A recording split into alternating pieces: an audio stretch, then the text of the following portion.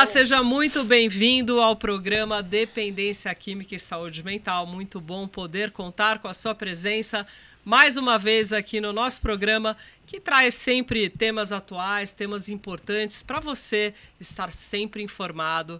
E claro, hoje nós vamos falar sobre um tema muito relevante, um tema assim que pega no calo de todo mundo que é brasileiro já ouviu falar sobre a Cracolândia. E recentemente houve uma ação lá na Cracolândia e eu trago aqui hoje convidados muito especiais para tratar desse tema. Aqui ao meu lado, ela que é a deputada Janaína Pascoal, deputada estadual e pré-candidata ao Senado Federal. Muito bem-vinda, deputada. Eu agradeço o convite, sempre uma honra participar. Conosco também aqui o Dr. Quirino Cordeiro Júnior, ele que é secretário nacional de Cuidados e Prevenção às Drogas do Ministério da Cidadania. Bem-vindo, Dr. Quirino. Muito obrigado, Vanessa, obrigado pelo convite, pela oportunidade. Uma satisfação estar aqui novamente. E sempre aqui conosco ela, a doutora Valéria Rocha Brasil, ela que é doutora em psicologia e diretora clínica do Instituto Rocha Brasil. Muito bem-vinda. Obrigada mais uma vez por estar aqui falando de assuntos tão importantes com pessoas tão importantes. E o nosso médico psiquiatra, o professor Dr. Cláudio Jerônimo da Silva, ele que é especialista em dependência química e doutor em ciências pela Unifesp. Bem-vindo. Obrigado, é sempre um prazer estar aqui. Quero começar com a deputada Janaína Pascoal para falar para a gente sobre o que está acontecendo na Cracolândia. Cracolândia existe há 30 anos, deputada. Tem solução na Cracolândia? Tem o que fazer lá? Eu entendo que sim, né? Quero deixar aqui, vamos dizer assim, consignado que estamos num ano eleitoral e eu não descarto, né, que algumas ações, vamos dizer assim, com maior visibilidade estejam sendo tomadas agora, somente agora, porque é um ano eleitoral, tá? Então eu quero deixar isso registrado aqui. Tenho ficado até incomodada de ver, assim, sabe, carros de polícia em lugares estratégicos, com luzinha girando, tudo para poder mostrar, né, que o atual governo está tomando providências. Então eu deixo isso aqui consignado, porque me chama a atenção, né, o fato de essa Cracolândia estar aí crescendo nos últimos anos, se fortalecendo, e de repente no ano eleitoral parece que estão fazendo alguma coisa. Independentemente disso, eu entendo que realmente não podemos deixar aquela situação se cristalizar como vinha e vem se cristalizando. Entendo que tem lugar para ações de repressão, ou seja, polícia, militar, civil, guarda municipal, né? Ações de saúde, tanto para fins de prevenção como de tratamento, tá? E ações de educação também, né? Por que não? E o que aconteceu nesses últimos tempos? Houve ali uma operação policial, houve uma dispersão, né, das pessoas que estavam ali na Cracolândia, quase que uma mudança para a região ali da Praça Princesa Isabel. E tem tido uma política de dificultar as pessoas se estabelecerem ali de maneira perene. O que eu vejo como positivo, né, porque essa política de defender, né, que tem um viés mais à esquerda, mais que o PSDB enraizou, né, porque o pessoal fala, quando a gente fala esquerda, acha que é só o PT, mas o PSDB enraizou, e até o MDB, porque o atual prefeito é do MDB, quero crer que vai mudar esse rumo, mas uma ideia de que a rua é de todos e as pessoas podem se estabelecer na rua de maneira permanente, perene, ainda que haja abrigos, ainda que haja serviços de acolhimento, ainda que sejam pessoas que têm casa, que têm família, né? Então o que falta? Falta um trabalho forte, primeiro, de assistência social. Não é possível que nós tenhamos no estado mais rico da federação, na capital mais rica da América Latina, um grupo de pessoas residindo de forma perene na rua, sem um corpo forte de assistência social, sequer para mapear quem são essas pessoas, de onde vêm essas pessoas, se é possível devolver essas pessoas, dar condições para essas pessoas voltarem para suas cidades de origem, para as casas de suas famílias, para suas próprias casas. Então tem um discurso ideológico de que se houvesse trabalho de mapeamento, o objetivo é limpar a rua. Não, é um trabalho primeiro de assistência social. Eu conheço famílias que não conseguem entrar naquela região para procurar seus filhos por causa da força do crime. Então isso tem que ser dito com todas as letras.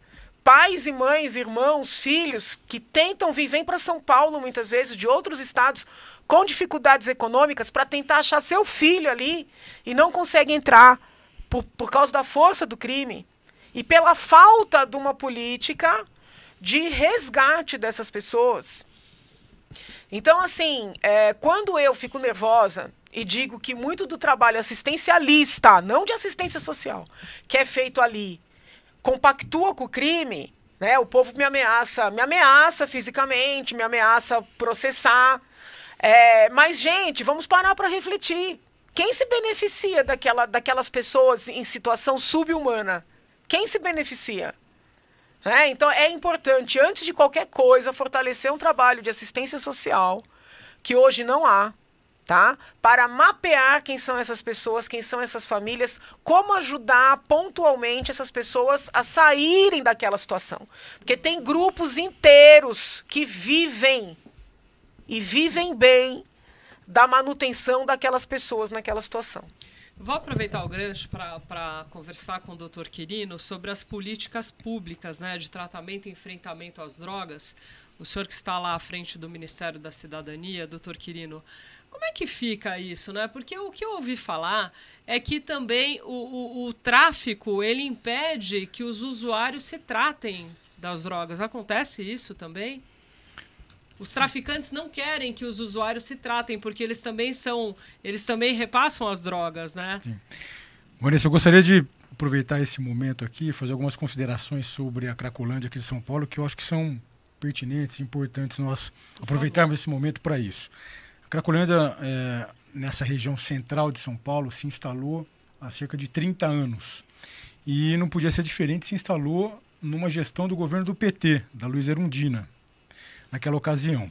E muito disso aconteceu justamente por uma ideia equivocada na época. Isso se manteve em gestões posteriores aqui na cidade de São Paulo, de que as pessoas teriam o direito de se instalar em espaços públicos para usar droga. E caberia apenas ao poder público o papel de evitar com que aquelas pessoas tivessem problemas por conta do uso. E, na verdade, essa é uma questão que precisa ser desconstruída no país. Porque as pessoas que estão em cenas abertas de drogas, elas estão em situação de extrema vulnerabilidade. Porque se criou uma ideia, uma construção de que as pessoas teriam direito à cidade, de ocupar o espaço público, o que é verdade, as pessoas têm direito mesmo, precisam ocupar a cidade para ter direito a uma vida mais saudável, uma vida mais plena, mas não dessa maneira. As pessoas que ocupam a cidade em Cracolândias são pessoas reféns da sua própria doença, reféns do tráfico de drogas.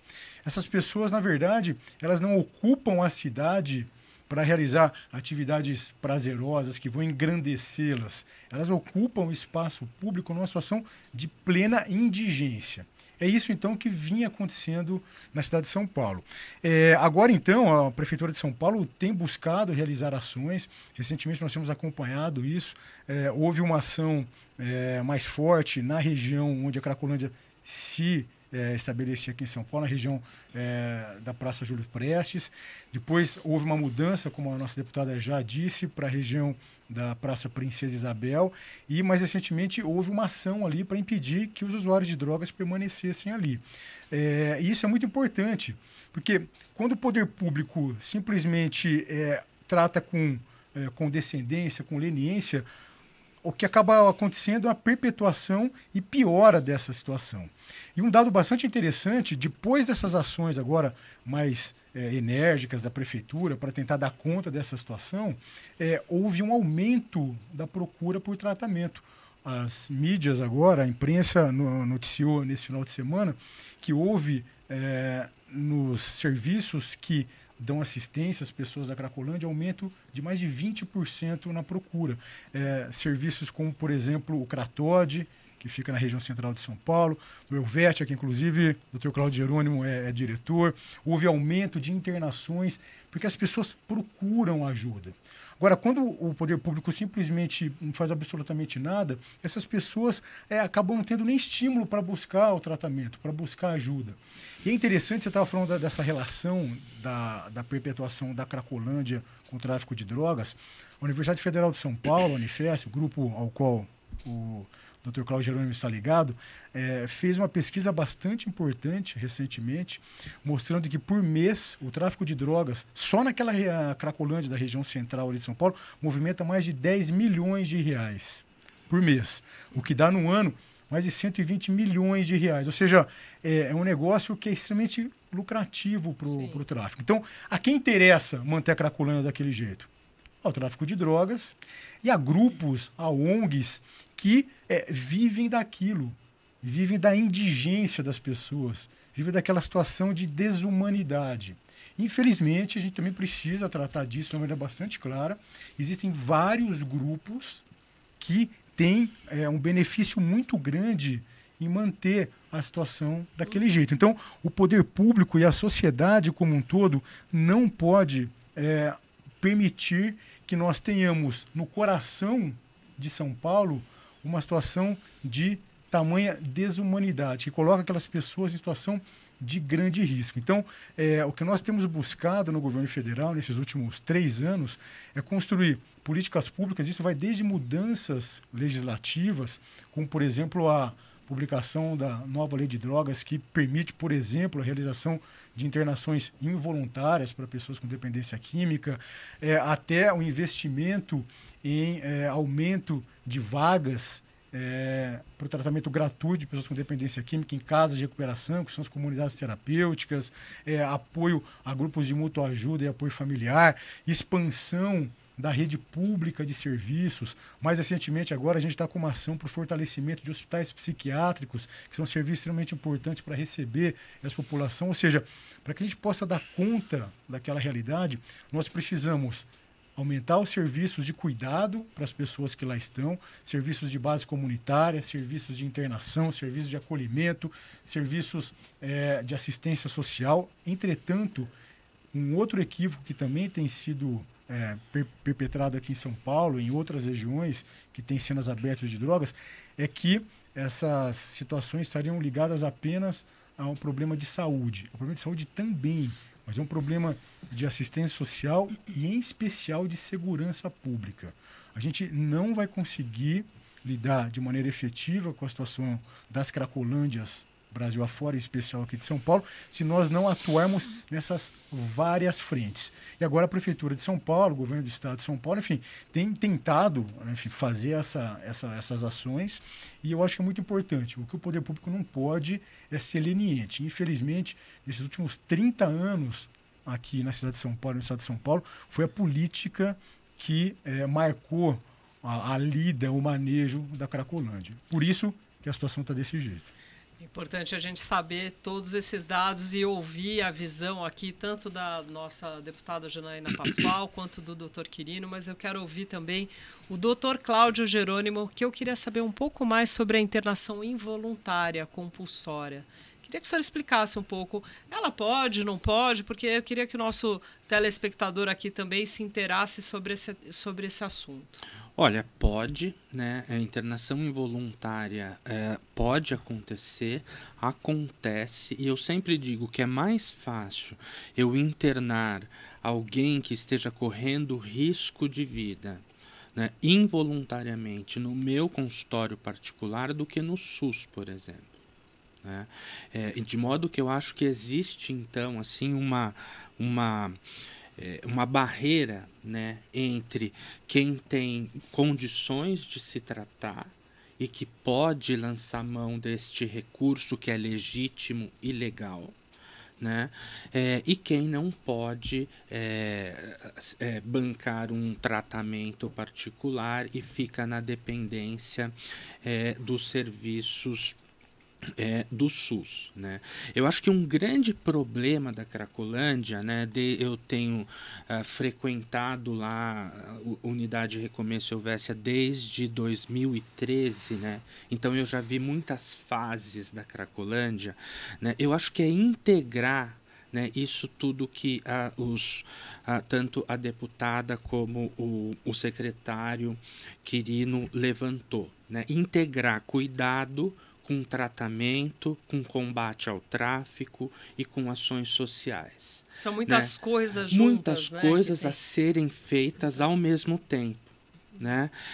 E aí, o que eu percebo é que existe uma alternância de protagonismo, ora entre ações policiais, ora entre ações de cuidado.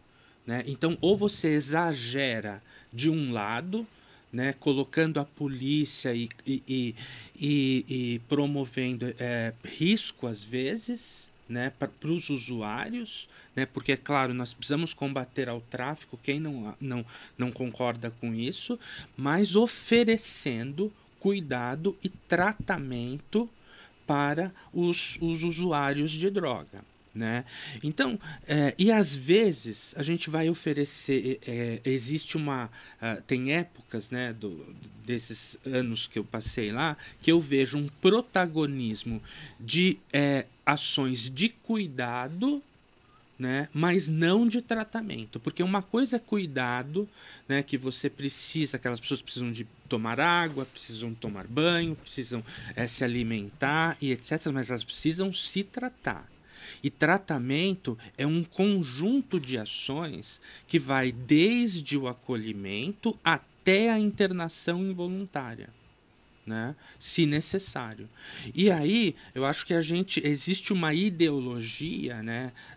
Além de tudo, dessa dificuldade, existe uma ideologia de tratamento, né? Que oscila entre redução de danos, que é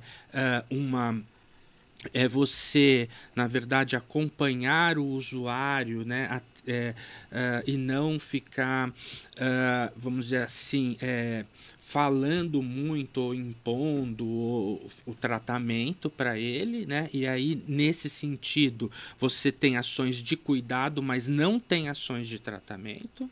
Né?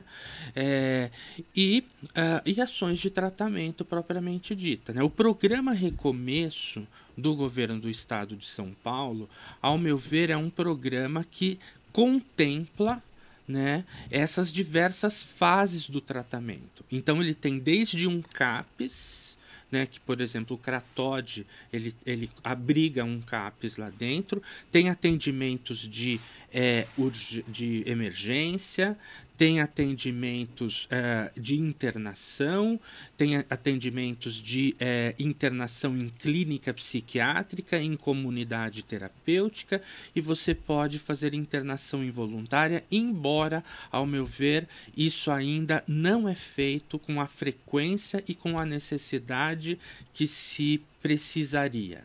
Né? Doutora Valéria, é muito difícil convencer uma pessoa que está numa situação como essa, dentro da Cracolândia, para que ele vá voluntariamente se tratar? Ou agora as pessoas, pelo que a gente viu, o doutor Quirino falou que houve, né, um aumento do interesse das pessoas que quiseram se tratar, 23% das pessoas que estavam lá quiseram, né, se tratar, não sei se 23% buscaram tratamento, né? Lá é muito difícil convencer essas pessoas, ou você acha que chega num ponto que elas realmente vão, assim, eu preciso realmente sair dessa vida?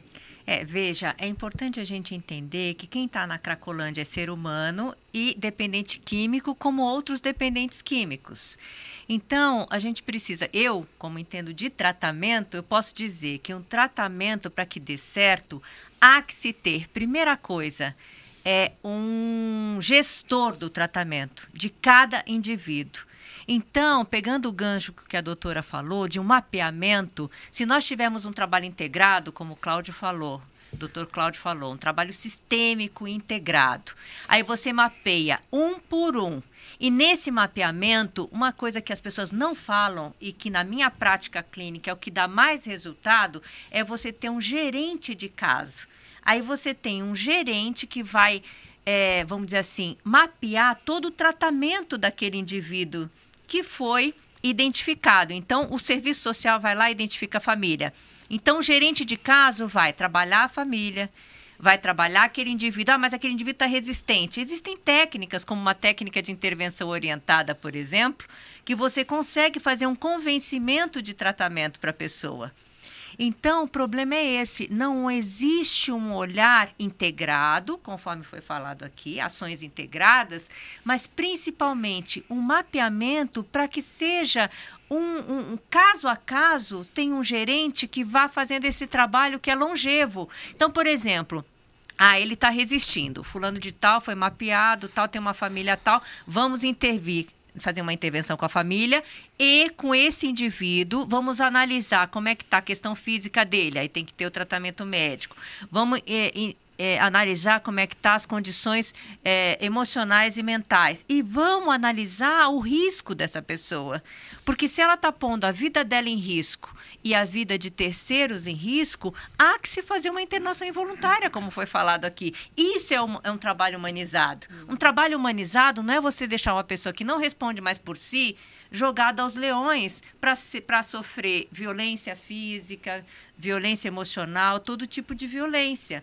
Então, se você pega no particular, nós conseguimos fazer isso. A gente consegue fazer uma intervenção orientada com o indivíduo, depois você vai, se tiver que internar, você interna. Aí, se tiver que ir para uma residência terapêutica, vai para uma residência, uma comunidade terapêutica, depois vai para o AA, depois você vai fazendo toda uma rede de tratamento totalmente viável e processual naquele caso.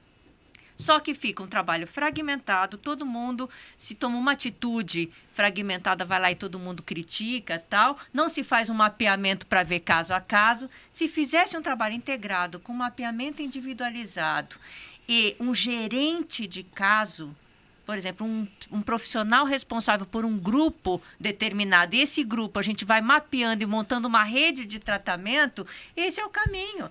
Agora, o que adianta você oferecer um monte de serviço, que é muito importante, mas tudo fragmentado, sem ninguém responsável por um determinado caso? Na prática do tratamento particular, dá certo muitas vezes, por quê? Porque tem alguém que está lá gerenciando do começo ao fim do trabalho, envolvendo a família, entendeu? Olha, nós vamos fazer uma pequena pausa. A deputada Janaína já vai... Quer concluir? Quer falar, deputada? Eu queria levantar uma questão para o debate, que recentemente foi empossada como secretária de Direitos Humanos aqui da capital, a Soninha, né, que já tinha sido secretária. Sim.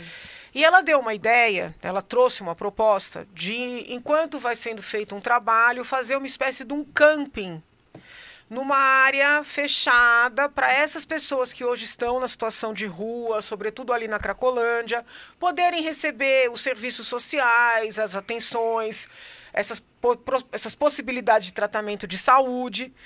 E o que me chamou muito a atenção foi que assim, ela foi massacrada.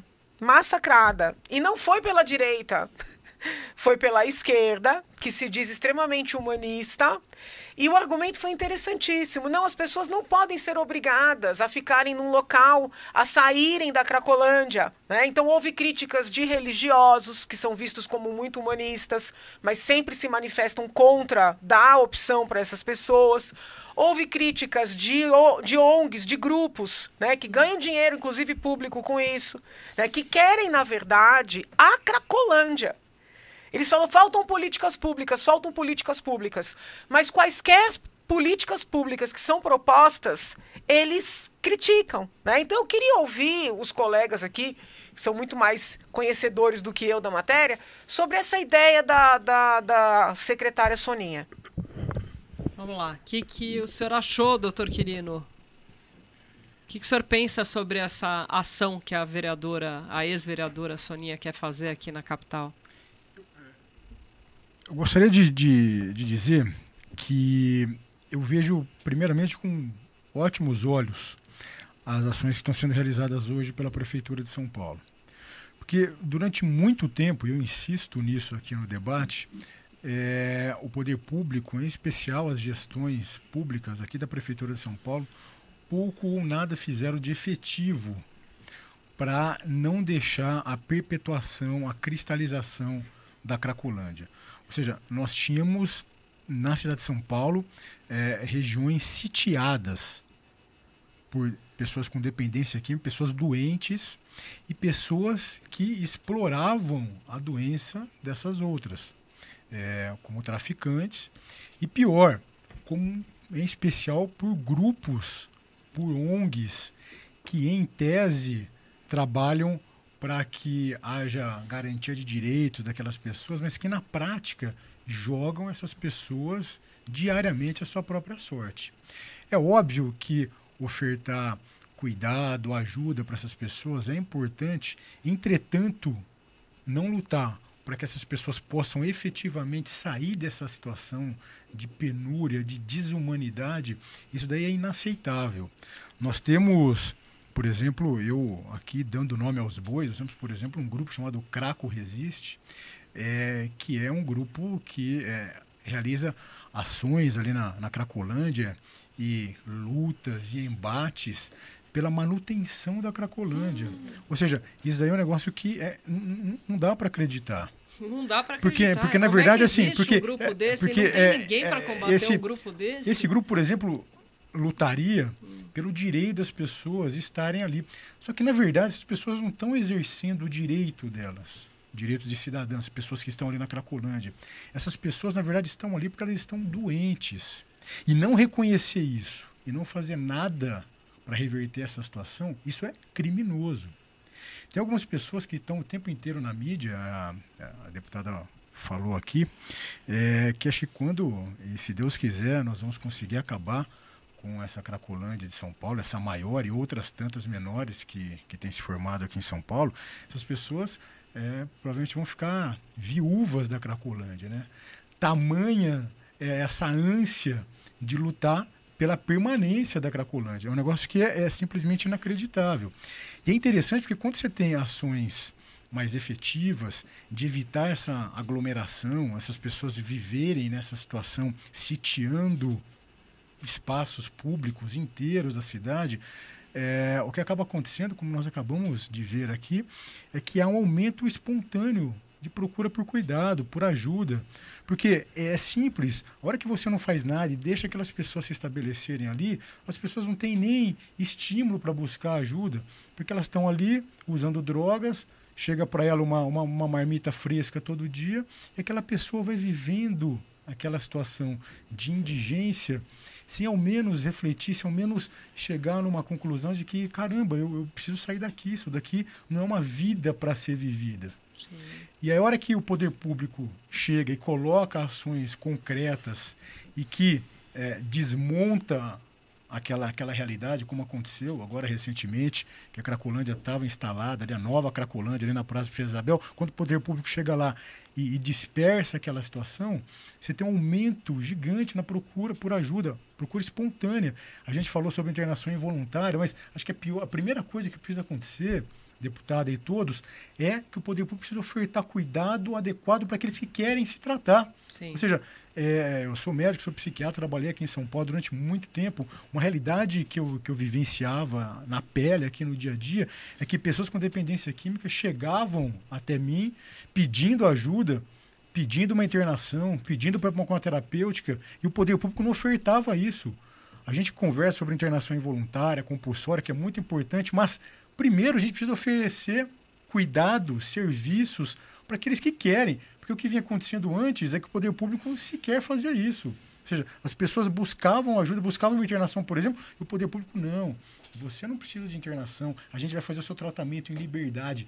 Uma postura absolutamente viciada do poder público numa questão ideológica que é indefensável, porque longe de garantir direitos, expõe essas pessoas à situação inaceitável de viver nas ruas sem o mínimo de dignidade.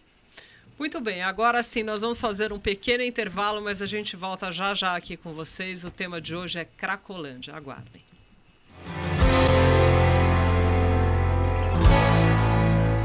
Estamos de volta aqui ao programa Dependência Química e Saúde Mental. Aqui ao meu lado, a deputada estadual Janaína Pascoal, ela que é pré-candidata ao Senado Federal.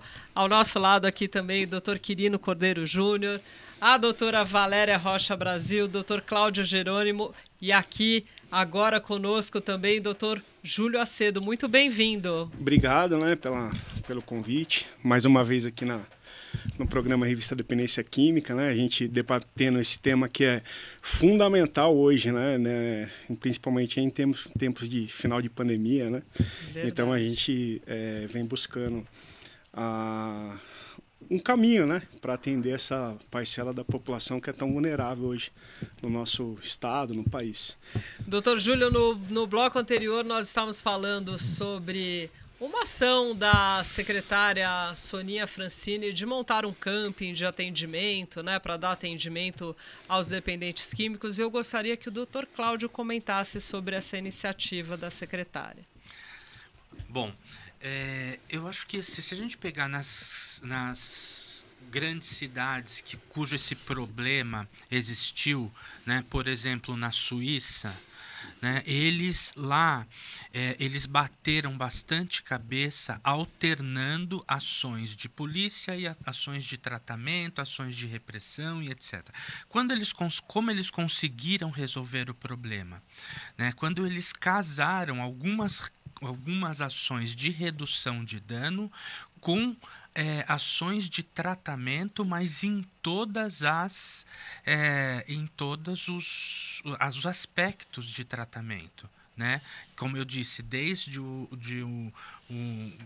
a abordagem do usuário até a programas de desintoxicação e de internação, né? Então, me parece, eu gostaria até de conhecer um pouco melhor sobre isso, né? Porque me parece uma coisa a ser pensada, né? Porque se você reúne essas pessoas em algum lugar, né? E você tem elas ali, né, para oferecer tratamento, porque tem que ter caminhos de saída. Isso é importante, né? Porque qual é o problema da Cracolândia, né, hoje? É que as saídas dali para o tratamento, elas são um pouco segmentadas, né? Como a Valéria falou. Né?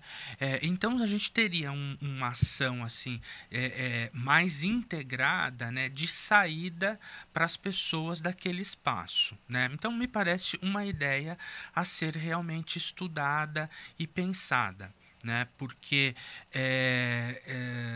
a gente não, eu acho que o que eu não concordo, né, é você espalhar a Cracolândia. E acho que essa é uma das minhas críticas ao programa da Prefeitura, né, de São Paulo hoje, é justamente que eles tratam explicitamente dizendo que vão espalhar a Cracolândia, né, para facilitar o acesso das pessoas, porque acessá-las num ambiente onde o tráfego impera, né, é difícil você entrar e etc. Eu concordo com isso, mas eu acho que se espalhar, né, você precisa ter uma estrutura muito grande para estar em todos os lugares onde essas pessoas vão estar. Né? E também a minha outra crítica é com relação à internação. Né? Eu acho que falta, né, falta uma ligação, né, entre a abordagem dessas pessoas e as vagas de internação que existem, que estão aí. Né? Então, se eu tivesse que dizer assim, eu criaria mais serviços para a Cracolândia? Não sei, eu acho que não sei se precisa de mais serviços, precisa de uma boa gestão do que já existe, né? E essa boa gestão, ela deve passar por ações na periferia, porque 75% das pessoas que estão na Cracolândia vieram de suas casas. Né? Então, esse é um problema das cidades, né? De maneira geral. Você investe nos centros e as periferias vão ficando sem o mesmo investimento do centro. E, nesse sentido, os CAPs, né, que estão localizados nas periferias, eles precisam ter algumas saídas, como, por exemplo, para a internação. A gente sabe hoje que existe uma resistência dos CAPs em encaminhar para a internação. Então, você espera a pessoa chegar na Cracolândia para fazer um programa para a Cracolândia. Né? E você não previne as pessoas enquanto elas estão nas suas casas ou nas periferias. Né? Então, eu acho que tem que casar. Né, isso, né? Eu acho que não pode ser só um lugar onde fique esperando as pessoas piorarem para elas irem para lá, né? Mas tem que ter ações na periferia também. Doutora Valéria. Isso envolve, né, Cláudio, quebra de preconceito. Tem um preconceito muito grande com formas de tratamento. Infelizmente, ainda tem entre os profissionais da saúde. Porque já faz tantos anos que a gente trabalha com dependência química e tantos serviços assim comprovados que quanto mais pluralidade você tiver para trabalhar o dependente químico, melhor é. Mas não, ainda tem um grupo muito grande, principalmente no serviço público, que ainda resiste, ainda tem preconceitos com determinados serviços ou outros serviços.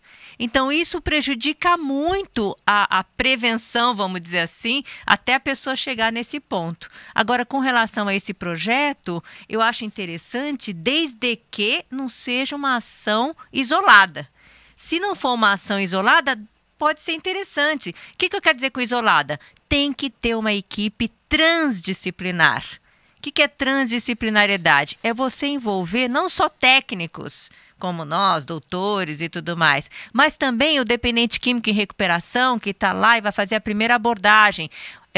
Ou até, como foi falado, a cabeleireira para trabalhar a autoestima das pessoas. Tudo isso é transdisciplinaridade. Só que se não tiver, como ele mesmo falou, só reforçando, eu falo gerente de caso, gestor de caso, se não tiver um gestor com essa equipe transdisciplinar, vira mais uma ação isolada e criticada por um grupo, aceitado pelo outro e não se resolve o problema.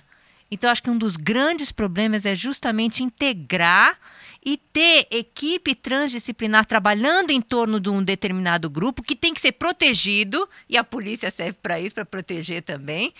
E aí sim as coisas vão funcionando. Você vai conseguindo construir um trabalho de começo, meio e fim com cada um que está naquele ambiente.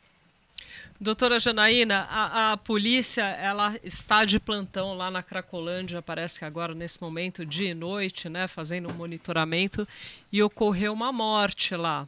Então, queria que a senhora comentasse esse fato. Como é que fica a polícia dentro desse papel para tentar fazer alguma coisa pela Cracolândia, né, por aquelas pessoas que estão lá? Antes de eu responder, eu queria só fazer um comentário sobre a fala do doutor. Eu acho que o senhor trouxe um ponto muito importante. Não esperar o cidadão chegar na Cracolândia para fazer algo por ele. Eu fui visitar os equipamentos da prefeitura, os CIATs, né, que estão ali, teoricamente, para receber as pessoas que estão na Cracolândia e querem se tratar. Por que eu digo teoricamente? Porque a Cracolândia estava lotada e os equipamentos estavam vazios. Equipamentos grandes, profissionais contratados, ou seja, dinheiro público sendo investido ali, mas estavam vazios os equipamentos. E eu perguntei, falei, olha, se uma mãe, né, que o filho ainda não está na Cracolândia, mas já está com problema com drogas, vier aqui procurar, não, tem que vir do encaminhamento da Cracolândia. Então não é inteligente jogar dinheiro público no lixo, vamos dizer assim, para equipamentos vazios, com famílias desesperadas atrás de tratamento, atrás de uma vaga. Todos nós conhecemos famílias desesperadas, né? E a gente não tem uma receptividade para essa demanda, muito embora haja serviços pagos com dinheiro público. Então o senhor trouxe um ponto importantíssimo. E não dá mais para ficar esperando o cidadão sair da Cracolândia, eu acho até graça. Eu falei, mas quem traz? Tem uma van que traz? Não, ele tem que vir sozinho. Não vai, gente. Eu fui para os Estados Unidos conhecer serviços correlatos lá. Tem toda uma estrutura, entendeu? E aqui se gasta muito dinheiro. Então, para onde é que vai esse dinheiro? Então, a gente tem que começar a falar as coisas com clareza, né? O doutor falou, são vagas vazias, vagas ociosas. Por isso que da última vez que a gente se encontrou, eu falei para o senhor, cuidado, porque o senhor está mandando dinheiro, o dinheiro não chega na ponta. O que mais se gasta nesse país é com publicação, uma cartilha disso, um livro daquilo, uma cerimônia disso, ninguém lê nesse país. Então a gente quer o dinheiro chegando na ponta, para tratar as pessoas, né?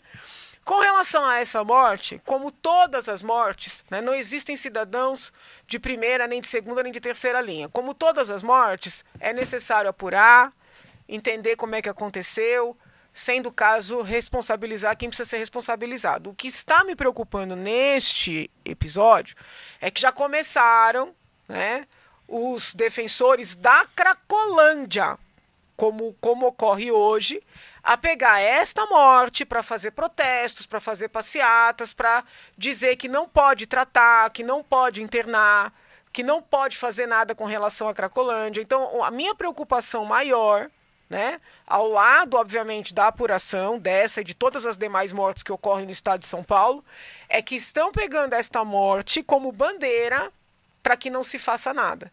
Então, é muito importante que quem está na prefeitura, quem está no governo, quem está na presidência, não se constranja, não se intimide. E é necessário dizer, né, que existe uma dificuldade muito grande com o Poder Judiciário, com o Ministério Público e com a Defensoria Pública, porque prevalece nestas instituições o entendimento de que tem que deixar a Cracolândia como está. O doutor falou das quentinhas. As quentinhas são servidas naquele ambiente de compra e uso de droga por ordem judicial.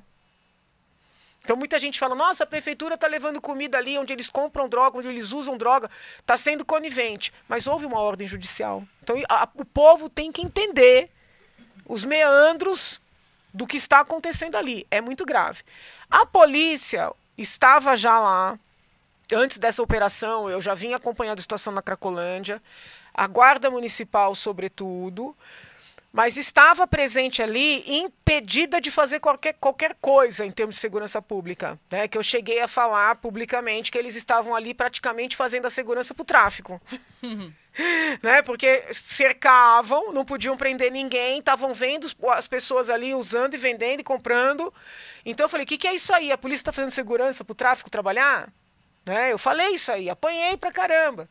Então agora, né, pelo menos agora, é um trabalho de segurança pública propriamente. Porque isso, inclusive, fiz uma reunião com a chefe das guardas, estava gerando até uma situação de depressão nos guardas municipais. Falei assim, a gente fica aqui, parece que dando segurança para as coisas acontecerem.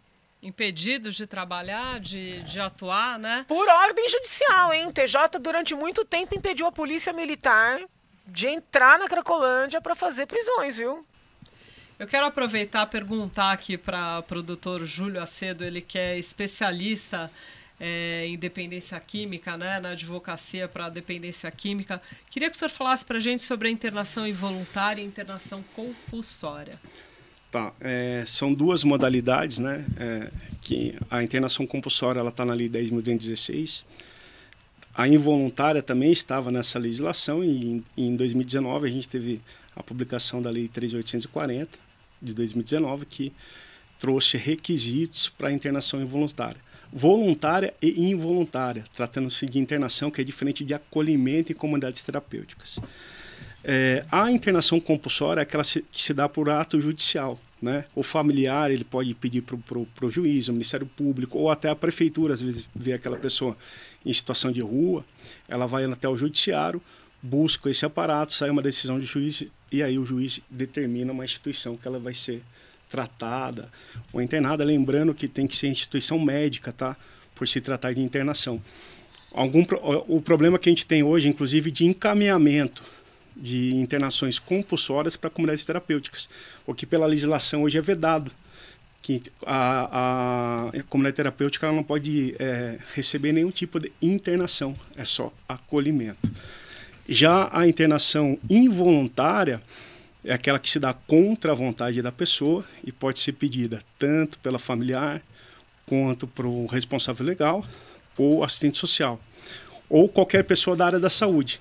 Lembrando-se que é um ato médico, né? Quem que dá chancela a internação é o médico. E ela tem um prazo máximo de até 90 dias. Isso aqui traz a Lei 3.840, que mudou nossa política de drogas, né? Ou seja, a pessoa tem 90 dias para ficar internada? O prazo máximo da lei é 90 dias. 90 dias. E pode ser prorrogado depois? Está uma discussão em relação a isso. né? Por se tratar de ato médico, quem determinaria era o médico, é o médico. Isso tem uma discussão no Conselho, né? Já tem algumas resoluções, mas na legislação é até 90 dias. A gente que trabalha na ponta, né, que eu falo assim, na regularização das instituições, tanto os médicos como as comunidades terapêuticas, a experiência é o seguinte, que a internação, mesmo ela sendo involuntária inicialmente, a adesão no tratamento é muito grande. Então a gente tem um grande público que depois de começar a internação involuntária, vem para as comunidades como voluntariamente. Isso. Que bom, né? Sinal que dá certo. Sim, sim. A gente até há muito tempo, e isso a Secretaria do Dr. Quirino vem tratando, né? A gente tinha dois polos, né? As comunidades e instituições médicas. Hoje a gente está tentando regulamentar o meio. Que nem a doutora Varela falou, a gente precisa colocar ali tanto o tratamento terapêutico quanto o de saúde dentro do tratamento. Isso a gente vem buscando e graças a Deus aí com o governo federal a gente vem conseguindo ter êxito. Olha, nós estamos chegando ao final do nosso programa. Eu vou passar a palavra aqui para cada um dos convidados para fazer suas despedidas. Doutora Valéria, começa com a senhora. Bom, sob o ponto de vista de tratamento, a Cracolândia tem jeito. Desde que a gente entenda que tratamento envolve, como eu falei, equipe transdisciplinar, um ambiente com uma visão sistêmica, que há que se fazer um trabalho integrado e processual, no sentido de processo, em que tem que ter um gestor de caso, que aí vem o mapeamento, que eu amei essa palavra, um mapeamento individual, para que a gente possa fazer um trabalho de fato individualizado, não no sentido de só o dependente químico, não é isso que eu estou falando, é sistêmico, envolve a família e tudo mais, mas cada caso é um caso. E outra coisa, só para fazer um gancho com o que o Dr. Júlio falou, um dos preconceitos em relação à internação, não que eu lute só por internação, só luto pela quebra do preconceito. São algumas estatísticas que as pessoas falam. Eu já vi profissionais da área falando, 90% das pessoas, isso estudo científico, inclusive, 90% das pessoas que se internam involuntariamente recaem. Sim, mas quem disse que o objetivo daquela internação é a recuperação como um todo? O objetivo é impedir que aquela pessoa morra. Então, se a estatística dissesse 90% das pessoas que foram internadas voluntariamente não se mataram e nem mataram ninguém, ótimo, foi atingido o objetivo. Então, essa questão das estatísticas também distorce um pouco o objetivo de cada tratamento. Ou então, teve outra estatística que eu ouvi também e vi, que as pessoas que não se internam voluntariamente se recuperam tanto quanto as pessoas que se internam involuntariamente, que são internadas involuntariamente. Mas é lógico. Por quê? Porque cada caso é um caso. Então, tem que ter pessoas que se dão muito bem com tratamento involuntário e que sim, todos os outros processos de trabalho, e outras pessoas que vão precisar da internação involuntária. Então, que bom, é para ser homogêneo mesmo o resultado do tratamento de todos os serviços, porque cada pessoa vai precisar de um tipo de serviço em determinado momento. Doutor Cláudio, para suas considerações. Eu também gostaria de dizer, assim como a Valéria, né, que tem jeito, eu acredito nisso, tanto que a gente trabalha para isso, né? E eu vou dizer assim, ela falou da gestão do caso, né? Eu vou salientar a gestão do programa, a gestão pública do programa como um todo, né? Eu acho que esse problema do crack, né, ele não pode ser segmentado, ele tem que ter uma gestão que integra os serviços, que integram o que já existe, né? Muito bem. Doutora Janaína Pascoal. Bom, queria agradecer a oportunidade e pedir para as pessoas, toda vez que ouvirem, né, alguém que se apresenta como um grande humanista, né, falando contra tratar, contra tirar as pessoas da Cracolândia, né, contra a internação involuntária, em nome dos tais direitos humanos, né, perguntar para as mães. Pergunta para a mãe de alguém que está ou esteve ali. O que ela prefere? O que ela acha que é de verdade direitos humanos? Né? Deixar o filho, a filha ali, sendo violentado, inclusive sexualmente, né? Sendo utilizado como instrumento do tráfico, se matando com droga, com bebida, com tudo que não presta, né? Ou dar uma saída, dar uma oportunidade. Então, ninguém melhor do que uma mãe para falar quem de verdade defende os direitos humanos das pessoas que estão ali. Doutor Quirino, rapidamente, por favor. Vanessa, mais uma vez, muito obrigado. Eu queria só aproveitar esse momento final para colocar alguns pontos que eu julgo que são importantes. O primeiro deles é: não existe nenhuma atitude higienista de buscar terminar essa situação caótica que é a Cracolândia. É muito importante a gente falar isso, porque muitas vezes se tenta colocar uma pecha de higienista, pessoa que não tem respeito aos direitos das pessoas que estão ali, quando se tenta dar conta daquilo. Entretanto, eu desconheço poucas situações, de verdade, que violam mais os direitos fundamentais do ser humano do que deixar uma pessoa doente numa Cracolândia. E é interessante porque a gente precisa aproveitar também, Vanessa, a experiência de outros países, como por exemplo os Estados Unidos. Cidades que são mais permissivas com uso aberto de drogas, como por exemplo Los Angeles. Los Angeles tem sido encarado como um grande exemplo disso. São cidades que têm as maiores cracolândias, as maiores cenas abertas de drogas nos Estados Unidos. Tudo isso para mostrar que o poder público e a sociedade não pode ser permissiva.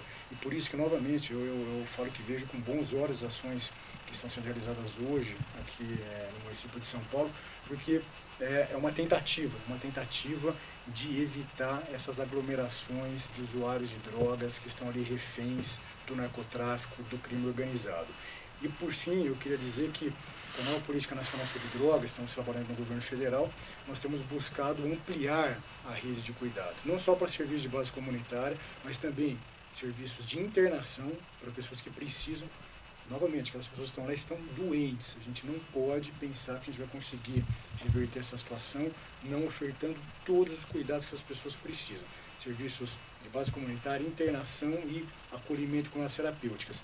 Só assim, ofertando todos esses cuidados. E, novamente, com uma ação dura no enfrentamento ao narcotráfico, a gente não pode mais aceitar também, Vanessa, que as forças de segurança pública sejam desqualificadas, sejam demonizadas no nosso país. O enfrentamento à Cracolândia passa também para o enfrentamento ao narcotráfico nessas regiões, que explora as pessoas que estão ali e ganham muito dinheiro. A sociedade brasileira não pode mais aceitar isso, porque a gente precisa avançar nesse tema. Doutor Júlio Acedo, eu quero agradecer a sua presença e o senhor está convidado para novamente estar conosco aqui, a brilhantar o nosso programa também, viu? Obrigado. É um tema, se a gente for debater aqui, a gente fica o dia debatendo, né? Muita coisa para colocar em pauta. E só complementando tudo que foi falado, né, é o direito à vida, né? Todos os outros direitos fundamentais decorrem do direito à vida. E a pessoa que está ali na Cracolândia, ela não tem discernimento para saber. A gente que está na ponta ali, a gente sabe como é que funciona. A doutora falou muito bem, né? Pergunta para uma mãe para ver ali o que vale, né? São os direitos fundamentais. É o direito à vida. Então, acho que essa luta, né, esses debates que a gente está fazendo, é importante sempre para esclarecer a população, né? Buscar novos caminhos e principalmente, né, tratar aquele que precisa, que são pessoas doentes, que nem o doutor Quirino falou. Quero agradecer a presença aqui de todos vocês e você que ficou aqui conosco no programa Dependência Química e Saúde Mental. Muito obrigada. E olha, como é importante a gente falar sobre esse tema, sobre todos esses temas que envolvem a dependência química, né? Porque a informação é a arma do negócio, ó, a prevenção é sempre o melhor remédio. A gente se vê logo mais no próximo programa Dependência Química e Saúde Mental.